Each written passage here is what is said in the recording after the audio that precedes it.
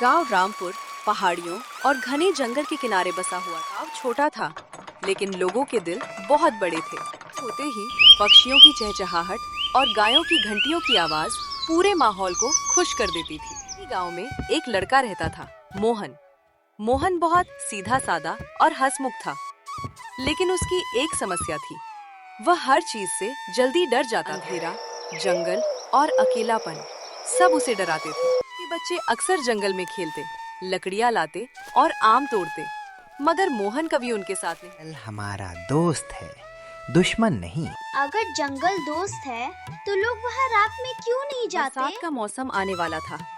गांव के मुखिया ने सबको बुलाया और सब लोग चौपाल में इकट्ठा हो गए। इस बार बारिश तेज होगी।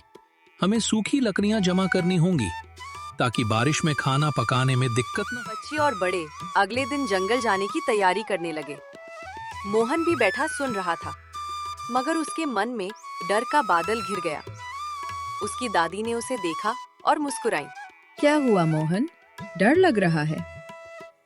दादी, जंगल बहुत डरावना होता है।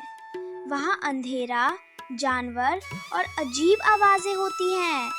दादी ये सुनकर हंस पड़ी। डर जंगल में नहीं होता बेटा, डर हमारे मन में होता है।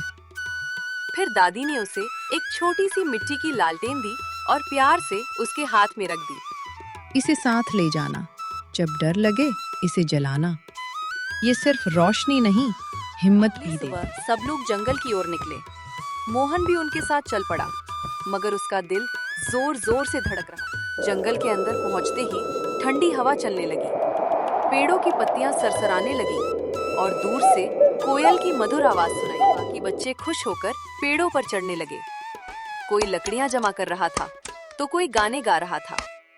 मोहन धीरे धीरे चल रहा था और उसने लालटेन कसकर पकड़ रखी थी। अचानक उसे झाड़ियों में कुछ हिलता हुआ दिखा। अरे, वह डरकर पीछे हट गया। अरे वो खरगोश है, शेर। बच्चे हंस पड़े। मोहन थोड़ा शर्मिंदा हुआ, मगर धीरे धीरे उसका डर कम होने लगा। जमा करते करते सब बहुत अंदर आ गए। तभी आकाश में काले बादल छा गए और तेज हवा चलने लगी। वापस चलो, बारिश आने वाली है। सब लोग जल्दी जल्दी चलने लगे। रास्ता फिसलन भरा हो गया। मोहन का पैर फिसला और वह एक अलग पगडंडी पर चला गया। जब उसने पीछे मुड़कर देखा, वहाँ कोई नहीं था। जंगल अचानक बहुत शांत हो गया। मोहन का दिल जोर जोर से धड़कने लगा। अरे, मैं खो गया हूँ। उसकी आंखों में आंसू आ गए। डर मन में होता है। उसने कांपते हाथों से लालटेन जलाई। हल्की सी रोशनी चारों तरफ फैल गई और तभी उसे महसूस हुआ, जंगल उतना डरावना नहीं था। पत्तियों की आवाज संगीत जैसी लगने लगी और हवा ठंडी व सुकून देने वाली। मोहन रास्ता ढूंढने की कोशिश कर रहा था कि तभी उसे हल्की सी सिसकने की आवाज सुनाई दी। एक छोटे गड्ढे में एक हिरन का बच्चा फंसा हुआ था। मुझे तो खुद डर लग रहा है, लेकिन ये तो मुझसे भी ज्यादा डरा हुआ है। उसने हिम्मत जुटाई और गड्ढे में उतरकर हिरन के बच्चे को बाहर निकाल लिया। हिरन का बच्चा उसे देखता रहा और फिर जंगल की ओर भाग गया।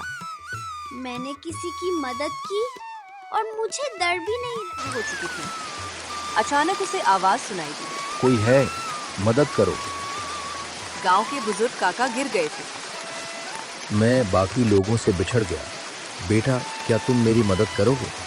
अगर मैं डर गया तो काका यहाँ फंसे रह जाएंगे। मोहन ने काका को सहारा दिया और गांव की ओर चल पड़ा। बेटा, तुम बहुत बहादुर हो।